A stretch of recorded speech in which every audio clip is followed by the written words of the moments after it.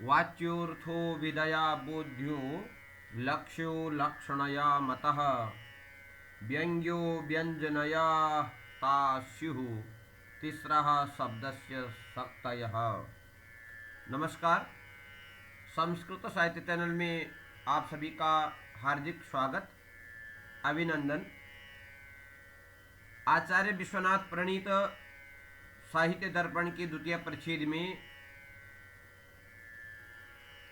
वाक्य का निरूपण और उसमें अर्थ के तीन स्वरूपों का विवेचन और जो वाक्य और जो अर्थ का तीसरा स्वरूप है व्यंग्य, उसकी आज हम बात करेंगे। क्योंकि वाच्यार्थ अविधा का निरूपण हो चुका है, व्यंज लक्षण का भी स्वरूप हो गया है, जिसमें मुख्यार्थवादी तद्युक्तो ययान्योर्थ प्रतीयते रूढ़ि प्रयोजनाद्वासौ लक्षणा शक्तिरर्पिता। और वह जो लक्षणा थी, वह लक्षणा दो प्रकार के मुख्य रूप से उपादान लक्षणा और लक्षण लक्षणा। और जो उपादान लक्षणा थी उसमें मुख्यार्थस्यातराक्षेपो वाक्यार्थेन वै सिद्धै स्यादात्मनोपिपादान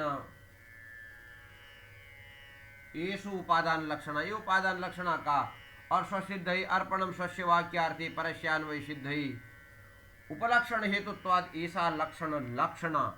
ये जो दो प्रकार मुख्य रूप से दो भेद आज हम बात करेंगे।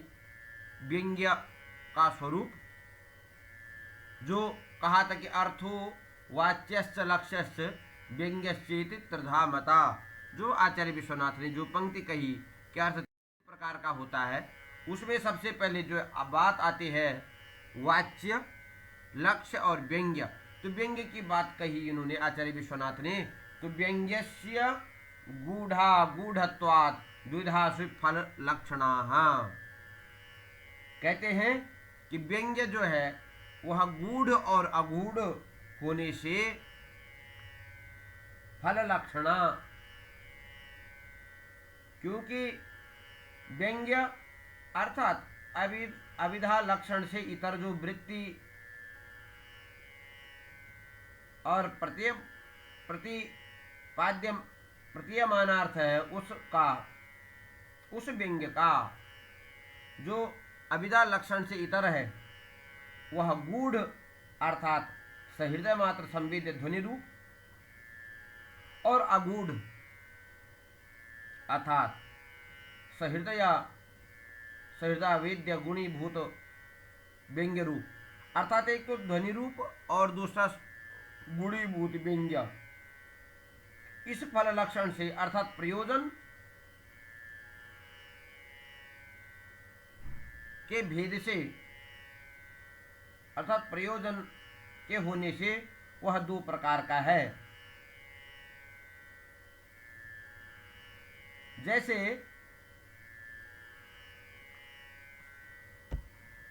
कहा कि वाचक शब्द में के होने पर भी निमित्त शब्दों में लाक्षणिकत्वेन प्रयोग होता है और वह प्रयोजन व्यंजनावृत्ति का प्रतिपाद्य विषय है और वही व्यंग्य है। तो इस प्रकार से व्यंग्य गूढ़ और अगूढ़ होने से फल का मतलब है प्रयोजन, तो वह गूढ़ अगूढ़ प्रयोजनवती होने से फिर दो प्रकार का होता है। आचार्य विश्वनाथ कहते हैं कि प्रयोजने या अष्ट भेदाः लक्षणा दर्शिताः ताः प्रयोजन रूप व्यंग्यस्य गूढ़ागूढ़तया प्रत्येकम द्विधा भूत्वा षोडश भेदाः। प्रयोजन में जो 8 प्रकार की लक्षणा बतलाई गई, वे प्रयोजन रूप व्यंग्य के गूढ़ और अगूढ़ से प्रत्येक प्रकार से दो भेद होकर के वह जैसे 8 प्रकार के बताए थे पहले, अष्टभेदाः लक्षणा दर्शिता, तो वह इस प्रकार से गूढ़ अगूढ़ होने से वही जो लक्षणा थी, वह लक्षणा जो है गूढ़ अगूढ़ होने से उसके 16 भेद हो गए। इस प्रकार से व्यंग्य जो है गूढ़ अगूढ़ के भेद से 2 प्रकार का, और पुनः प्रयोजन में जो लक्षण के 8 भेद बताए, उन 8 भेदों के 2-2 भेद हो गए। तो इस प्रकार से व्यंग्य जो है 16 प्रकार का होता है। तत्र गूढ़ः काव्यार्थ भावना परिपक्व बुद्धि विभव मात्र वेद्य। कहते हैं उसमें तत्र, वह उसमें गूढ़ः, गूढ़ का स्वरूप यदि बतलाएंगे, गूढ़ का मतलब है व्यंग्यार्थ। तत्र गूढ़ः अर्थात व्यंग्यार्थ अर्थात ध्वनि ही,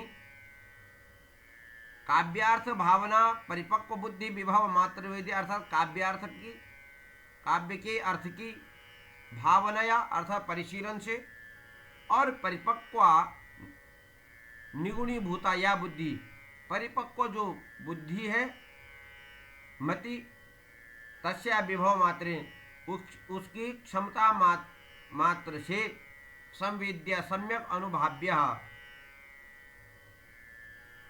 अर्थात ऐसे कह सकते हैं उसमें काव्यार्थ के परिशीलन से प्रौढ़ बनी बुद्धि के विभव से मात्र जाना जाने वाला गूढ़ है। गूढ़ का मतलब सीधे से ये है कि ध्वनि जो ध्वनि काव्य है उसको आचार्य विश्वनाथ ने गूढ़ कहा है, व्यंग्यार्थ। और इसका उदाहरण देते हैं उपकृतम। उपकृतम बहुतत्र किमुच्यति सुजनता प्रथिता भवतः परम। यह आपने पद्य देखा होगा कि प्रायः जो है ये पद्य आया था, और यह जो पद्य था यहाँ लक्षणा के जो अर्पणम स्वस्य वाक्यार्थे परस्यान्वय सिद्ध ही, जब लक्षणा का स्वरूप निर्धारण किया गया तो उस समय इस पद्य को कहा गया कि उपकृतम बहुतत्र किमुच्यते सुजनता प्रथिता भवता परम विदधदीदृशमेव सदा सदा सखी सुखितमाश्व ततः सरदाम शतम। तो इसी लक्षण को जो है अर्थात वो लक्षणा अर्पणम स्वस्य वाक्यार्थे परस्यान्वय सिद्ध है, ये जो लक्षणा का स्वरूप है उसी को विश्वनाथ ने गूढ़ अर्थात गूढ़ व्यंग्यार्थ का उदाहरण स्वीकार किया। आगे देख अगूढ़, अगूढ़ कहा। अब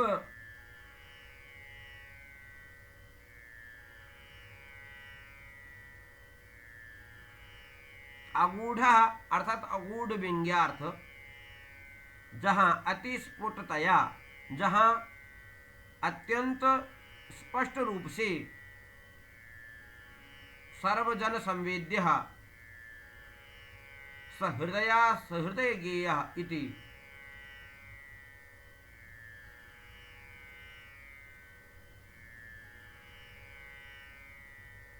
अत्यंत स्पष्ट होने से सर्वजन संवेद्य, सभी जनों के द्वारा संवेद्य गेय हो, सभी व्यक्तियों के द्वारा सभी जनों के द्वारा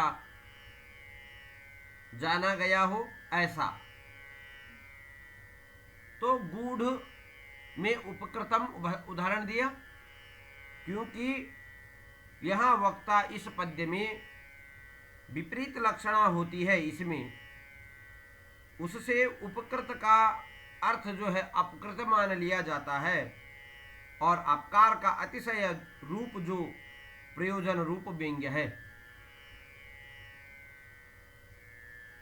वह विशिष्ट सहृदय का मात्र विषय है, अतः यहाँ व्यंग्य गूढ़ है। अब जो है अगूढ़ का स्वरूप दिखाते हैं। यथा उपदिशति कामनीनाम यौवनमद एव ललितानि, अर्थात कामनी नाम कामनियों का यौवन मद, यौवन कामनियों का यौवन मद ही ललितानि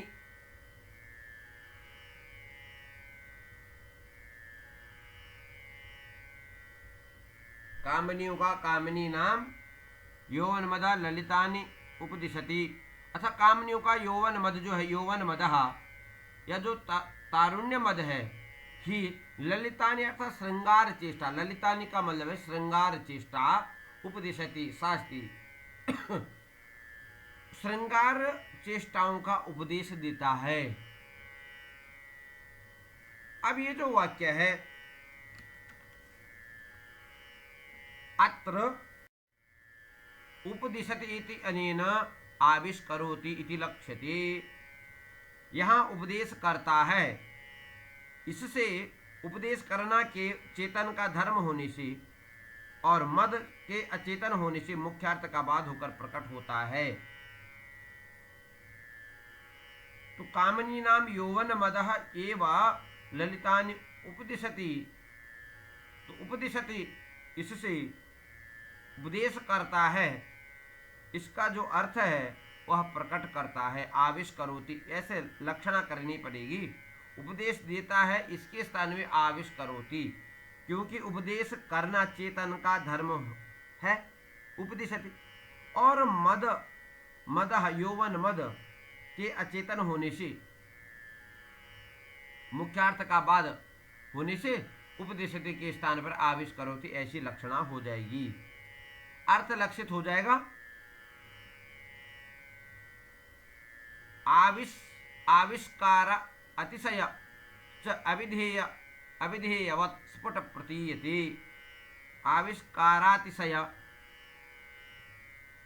आविष्कारातिशयश्च अविधेयवत् स्फुटं प्रतीयते, क्योंकि आविष्कार का अतिशय जो प्रयोजन है, आविष्कारातिशय आविष्कार का अतिशय जो प्रयोजन है वह वाच्यार्थ की तरह अविधेयार्थ की तरह स्फुटम सर्वजन संवेद्य स्फुट स्पष्ट प्रतीत होता है।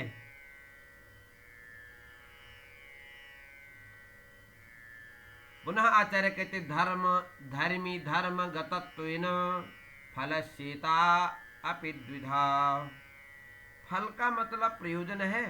इस प्रकार से 16 प्रकार की प्रयोजन लक्षणाएं, फल लक्षणाएं भी कह सकते हैं, लक्षणाएं भी फल के धर्मी और धर्म से संबद्ध होने के कारण 2 प्रकार की होती हैं।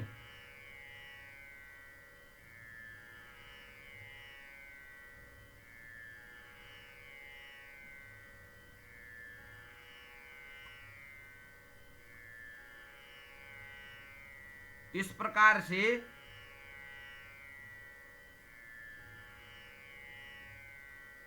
जो पूर्वोक्त 16 प्रकार की लक्षणाएं कही, वही जो गूढ़ अगूढ़ प्रकार से उनको 16 प्रकार का व्यंग्य कह दिया गया, और वही बोले जो है वह जो 16 प्रकार का है वह फल अर्थात प्रयोजन के भेद से धर्म और धर्मी मतलब लक्ष्य और धर्म मतलब तद्वृत्ति पदार्थ उससे संबद्ध होने से 2 प्रकार के होते हैं, धर्मी और धर्म के भेद से। पुनः इसलिए 16 को 2 से भाग कर दे, धर्मी और धर्म से, तो सीधे से जो है 32 हो जाए, 16 दूनी 32, तो द्वात्रिंशत् द्विधा इति षोडश द्वैगुणेन धर्मी गता षोडशः। इस प्रकार से धर्मीगत जो वो 16 है और धर्मगत 16, इसलिए 32 हो जाएंगी उसके भेद। एताः अनन्तरोक्ताः षोडशविधाः लक्षणाः फलस्य धर्मगतत्वेन च प्रत्येकं द्विधा भूत्वा द्वात्रिंश भेदाः। कह दिया इन्होंने इस बात को।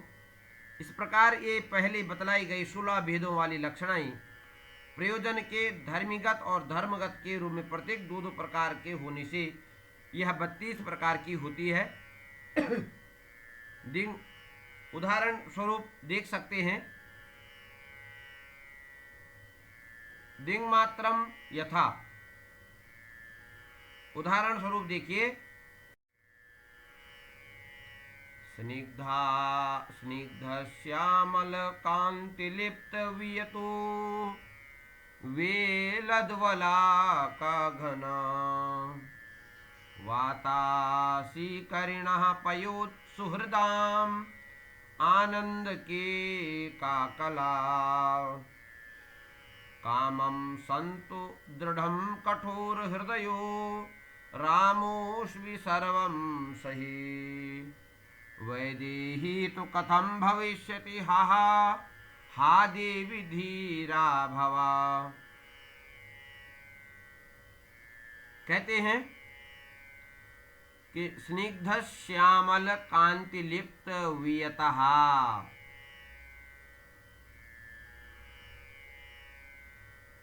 सीता के विरह में, ये राम की उक्ति है।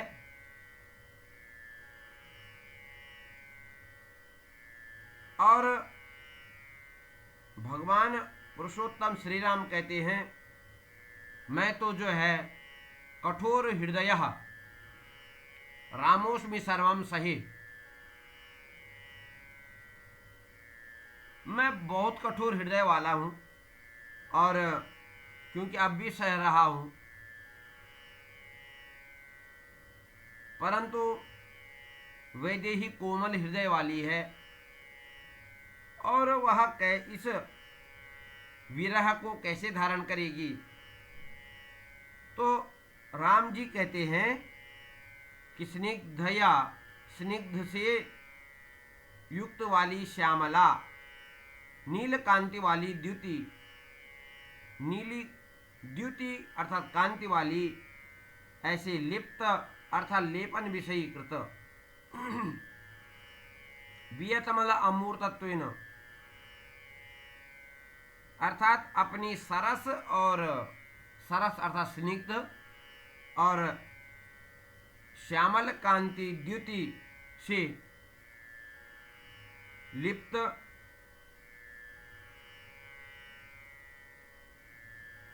वियत अर्थात अमूर्त से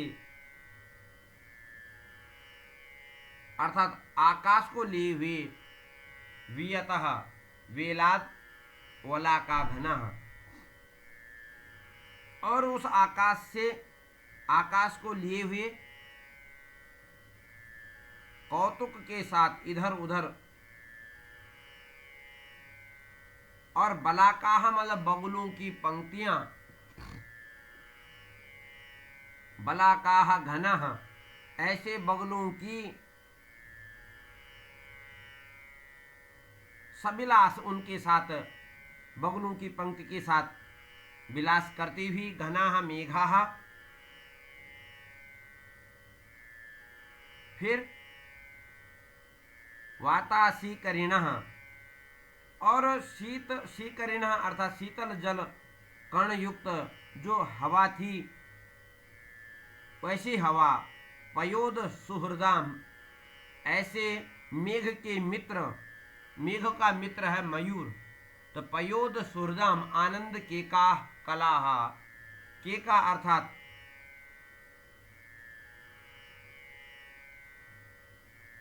मयूर, तो सीकरिणः वाता सीकरण, सीकरिणः वाताः शीतल शीतल हवा, और पयोद सुहृदाम और बादल का जो मित्र है ऐसे आनंद वाला, ऐसे मयूर कलाह और मयूर की जो कला है, कला मतलब मधुर आनंद के कहा, सहर्ष उसका पूजन, कामम संत पर्याप्त, काम मतलब पर्याप्त था, संतो मतलब होवे, दृढ़ भृतमेव, भले ही कठोर हृदय, राज्य निष्कासन और वनवास प्रिय हरण आदि कष्ट से हुआ मेरा कठिनी कृतचित्त, ऐसे मैं राम सर्वसहिष्णुत्वेन, मैं वह राम सब कुछ सहने में समर्थ हूं, परंतु वैदेही अर्थात सीता कोमल हृदया, कोमल हृदय होने से केन किस प्रकार से भविष्य अर्थात जीवन धारण करेगी, ये बड़े शोक की बात है। हे देवी सीता, आप धैर्यवान होइए और प्रतीक्षा कीजिए। स्निग्ध श्यामल कांति लिप्त वियतो वेलद्वला का घना, वातासीकरिणः पयोद सुहृदाम आनंद के का कला, कामं संतु दृढ़ं कठोर हृदयो, रामोऽस्मि सर्वं सही, वैदेही तु कथं भविष्यति हा हा देवी धीरा भवा। तो बोले अपनी सरस और नीली कांति से आकाश को लिए हुए और कौतुक के साथ इधर उधर उछलती हुई बगलों की रमणीय, बगलियों से रमणीय बनी बादल भले ही हो, शीतल जल कणों से युक्त हवाएं भले ही बही, बादल के मित्र मोर के मधुर हर्षोल्लास की वाणी भले ही सुनाई पड़े, भले ही ये सब उद्दीपक हैं, कामम संतु दृढ़म, ये काम के लिए पर्याप्त है, परंतु अहम अस्मि कठोर हृदय रामः, मैं तो कठोर हृदय राम हूं, सब सह लेता हूं, परंतु वैदेही भगवती जनक नंदिनी कैसे जिएंगी, भविष्य अर्थात जीवनम धारयिष्यति, हा हा, ये बड़े दुख की बात है, बड़े शोक की बात है। हा देवी, हे देवी, आप धीरा भवा, धैर्य को धारण करो, अर्थात धैर्य के साथ समय की प्रतीक्षा करो। इस प्रकार से अत्र अत्यंत दुख सहिष्णु रूपे रामी धर्मिणी लक्ष्य तस्यैव अतिशया फलम, इसमें अत्यंत दुख पाने वाले के रूप में लक्ष्यार्थभूत धर्मी राम में उसका ही अतिशय फल है।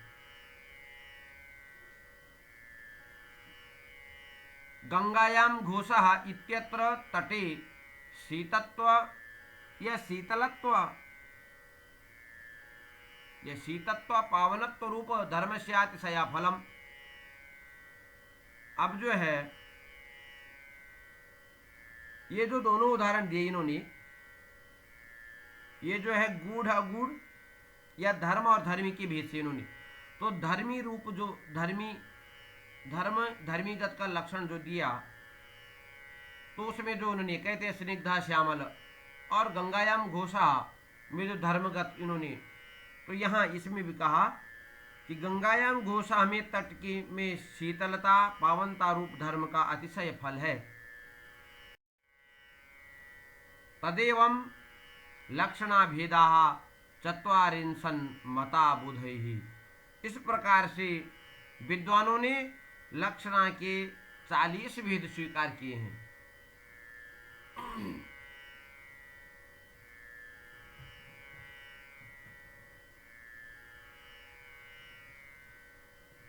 कैसे?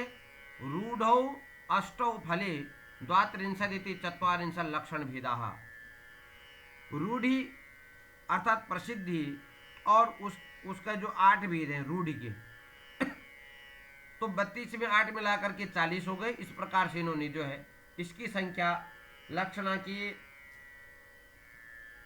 40 भेद स्वीकार किए हैं। पुनः पदवाक्यगतत्वेन प्रत्येकं ता अपि द्विधा। पुनः वो जो 40 प्रकार हैं, 40 प्रकार की लक्षणा भी पदगत और वाक्यगत होने से 2 प्रकार की होती, इसलिए 40 दूनी 80। इन्होंने 80 प्रकार को उसको स्वीकार किया। गंगायाम घोषा इन्होंने उदाहरण दिया।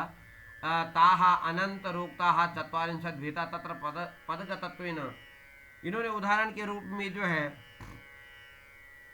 40 वेदों वाली लक्षणा और पदगत होने से गंगायाम घोषा, गंगा में घोष है, ये पदगत इसका उदाहरण दिया। और वाक्यगत उदाहरण दिया तो उन्होंने उपकृतम बहुतत्र उच्यते सुजनता भवता प्रथिता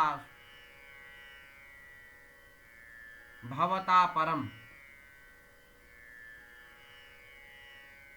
वाक्यगत में ये उदाहरण दिया।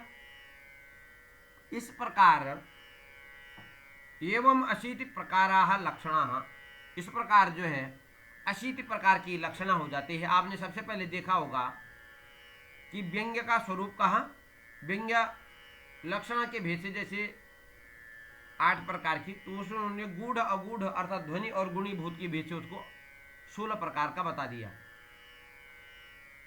फिर वह जो 16 प्रकार की थी उसमें जो है वह 16 प्रकार की धर्मगत और धर्मी और धर्म के भेद से उसको 32 प्रकार का,